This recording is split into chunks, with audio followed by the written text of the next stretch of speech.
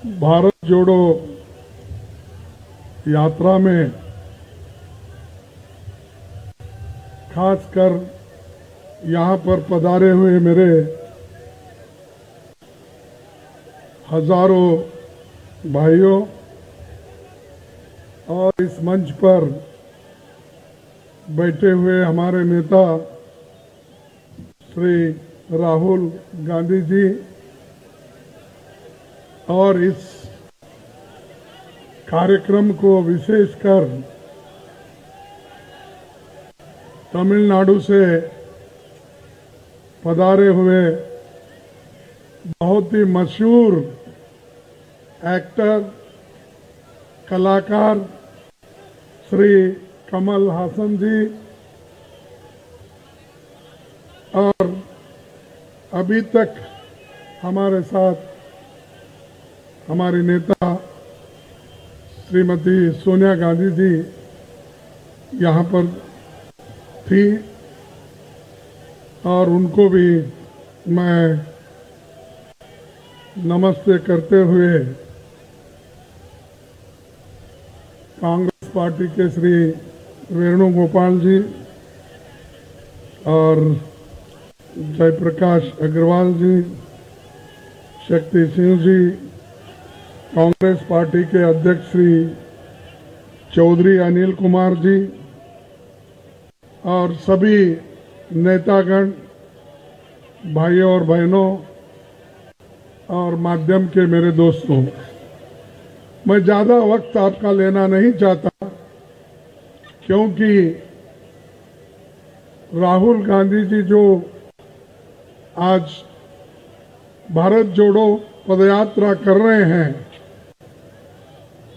और उनकी बात सुनने के लिए आप यहाँ पर बहुत से लोग जमे हुए हैं। वो केवल एक दिन का भी समय नहीं था कि यहाँ पर भाषण होगा, चार बातें कहेंगे, ऐसा कोई अंदाजा नहीं था। लेकिन जब ये बात सुबह शुरू हो गई तो आज आप लोग हजारों के तादाद में यहाँ पर जमे हैं उनके भाषण सुनने के लिए, उनके कार्यक्रम को देखने के लिए। तो भाइयों, आज ये जो कार्यक्रम है बहुत ही महत्वपूर्ण कार्यक्रम है। जैसा कि कमल हासन जी ने कहा कि पार्टी कोई भी हो, विचार किसी के भी हो सकते हैं अलग अलग, लेकिन देश के लिए हम सब लोग एक हैं और राहुल जी के साथ है, ऐसा उन्होंने यहाँ पर अपना विचार रखा। सही है ना? तो मैं पूछ रहा हूँ ये सही है क्या नहीं? तो उन्होंने कहा ठीक है। तो ये वहां से आए हैं भारत जोड़ो यात्रा में भाग लेने के लिए और ये अभी आगे कश्मीर तक चलने वाली है और कश्मीर में तिरंगा झंडा फैलाकर हमारा जो ये कार्यक्रम है समाप्त होगा।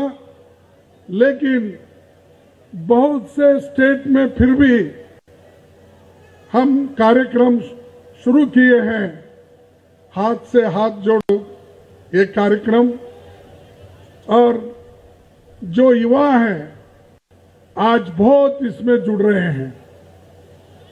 लेकिन सरकार ऐसी सरकार है यहाँ दिल्ली में, भारत में, जो जनता को, समाज को धर्म के नाम पर अलग कर रही है और विचारों की जो आदान प्रदान थी और बोलने की आजादी भी वो छीन ले रहे हैं। और बहुत से लोग जो अच्छे विचारधारा के लोग हैं उनको भी डराया धमकाया जा रहा है।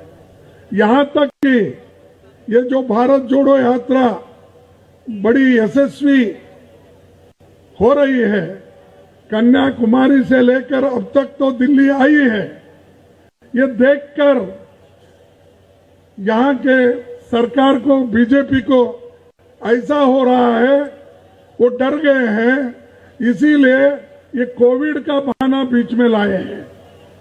अरे कोविड नहीं है कहीं भी, कोई एक मास्क भी नहीं पहना, आप देखिए, और किसी को कुछ नहीं हुआ। लेकिन अचानक हमारे प्रधानमंत्री अपने हेल्थ मिनिस्टर को कहकर ये कहा कि देश में कोविड बढ़ रहा है, इसका जरा प्रचार करो।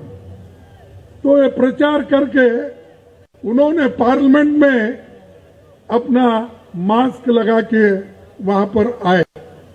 लेकिन मैं उनको कहीं शादी में देखा, कहीं जाते, वहां पर वो मास्क नहीं लगाए थे, उनका मास्क नहीं था। अरे आप खुद मास्क बाहर नहीं पहनते हो, पार्लियामेंट में आकर ऐसा मास्क पहन के आते हो। यह सिर्फ डराने के लिए, आप में डर पैदा करने के लिए, लोगों में डर पैदा करके इस यात्रा को तोड़ने की कोशिश कर रहे हैं। लेकिन हम डरने वाले नहीं हैं, हम आगे बढ़ते रहेंगे। और राहुल जी ऐसी कई चीजें देखे हैं अपने जीवन में, और ये भी उनको, अगर कोई भी कितनी भी मुश्किल हमारे सामने आएंगे, हम आगे बढ़ते रहेंगे। लेकिन ये जो भारत जोड़ो यात्रा है, किसी पॉलिटिकल गेन के लिए नहीं है, ये इसलिए है कि देश में महंगाई है, महंगाई के खिलाफ आज ये आवाज उठा रहे हैं।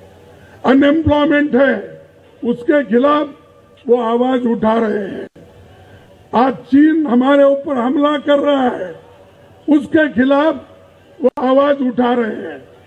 हमने भी बड़ी कोशिश की पार्लियामेंट में अनएम्प्लॉयमेंट इश्यू पे बोलने का, इन्फ्लेशन पे, महंगाई पे बोलने का, बॉर्डर पे जो चल रहा है आज, चाइना घुसपैठ कर रही है, उसके ऊपर बोलने का।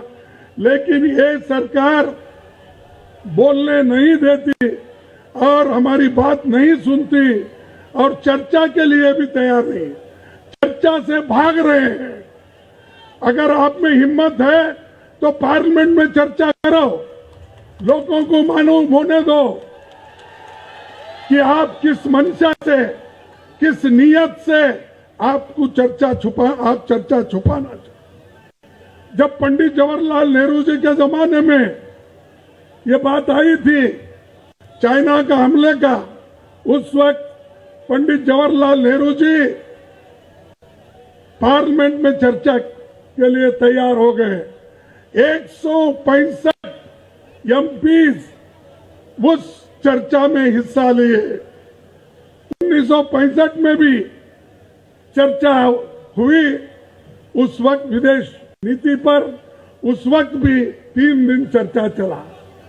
इस ढंग से कांग्रेस पार्टी जब भी हुकूमत में होती है, उस वक्त कोई चीज छुपाती नहीं, सभी लोगों को बताती है, जनता को बताती है।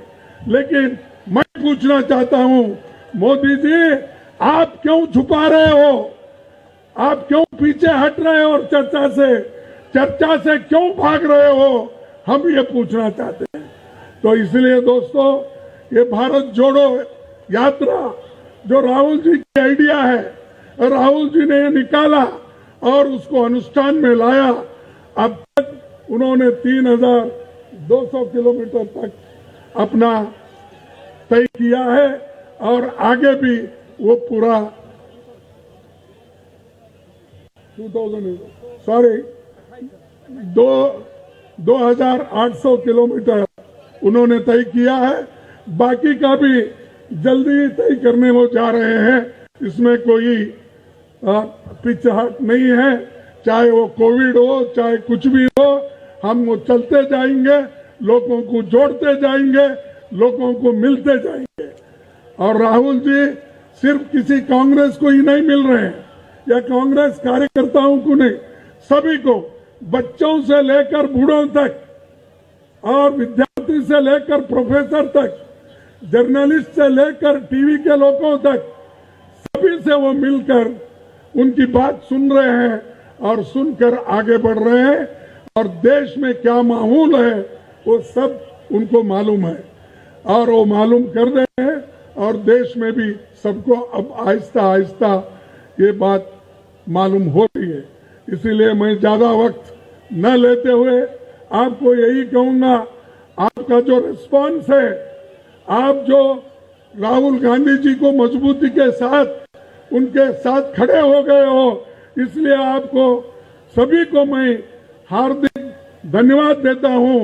आप सभी को मेरा नमस्कार करता हूं करके मेरे बात को समाप्त करता हूं। एक ही स्लोगन लगाऊंगा, वो आप सभी बोलना चाहिए, जय हिंद। अरे जोर से बोलो भाई, जय हिंद, जय हिंद। थैंक यू, धन्यवाद।